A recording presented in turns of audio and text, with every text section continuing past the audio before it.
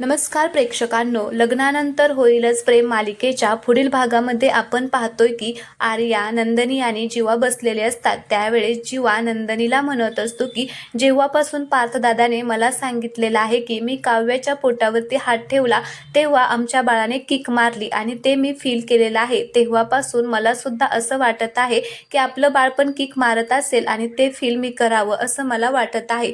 मग नंदिनी जीवाकडे रागानेच बघायला लागते. त्यावेळेस जीवा म्हणत असतो की सॉरी नंदिनी, नाही मला काहीच वाटत आहे, मला नाही फील करायचं, खरंच नाही करायचं. मग आता नंदिनी मनामध्येच विचार करते आणि म्हणत असते की माझ्यामुळे जीवा लगेच नाही म्हणतायत, पण त्यांना सुद्धा वाटत असेल ना की त्यांच्या बाळाचं फील करावं.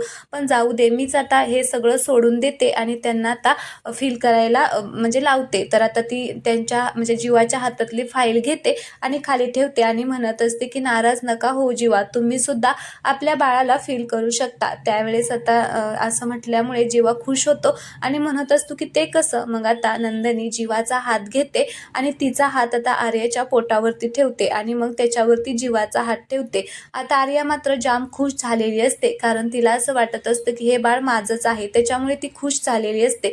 तर आता नंदिनी आणि जीवा आता पोटावरती हात ठेवतात. तर आता त्या दोघांना फील होतं की बाळाने किक मारली आहे म्हणून. मग दोघेही खूप खुश होतात आणि एकमेकांकडे बघत असतात. आर्या सुद्धा इथे खूप खुश झालेली आहे.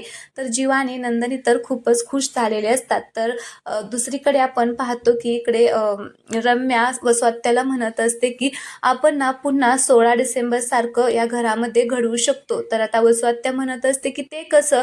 त्यावेळेस रम्या म्हणत असते की आपण ना आर्याला असं इमोशनल ब्लॅकमेल करायचं ना की तिने हे सगळं सत्य सांगितलंच पाहिजे आणि मग काय ते होणारच ना.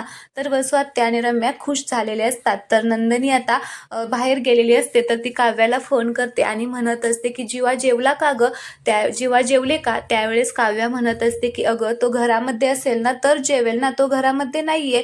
तर नंदिनी म्हणत असते की काय ते घरामध्ये नाहीयेत, कुठे गेले. आता तिला आश्चर्यच वाटतं.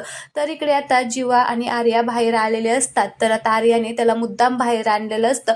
त्यावेळेस आर्या म्हणत असते की जीवा तू कधी टॅटू काढलाय का रे. त्यावेळेस तो म्हणतो की नाही, मला आता इंटरेस्ट नाहीये त्याच्यामध्ये. तर आता ती म्हणत असते की आता नाहीये म्हणजे ह्याच्या आधी तू कधी टॅटू काढलेला आहे का. आता जीवाला आश्चर्यच वाटतं, कारण त्याने काव्याचा टॅटू त्याच्या म्हणजे ह्याच्यावर हातावरती काढला होता, छातीवरती काढला होता, ते त्याला आठवतं. तर चला प्रेक्षकांनो, हा छोटासा प्रोमो तुम्हाला आवडला असेल तर व्हिडिओला लाईक करा, चॅनलला सबस्क्राईब करा. धन्यवाद.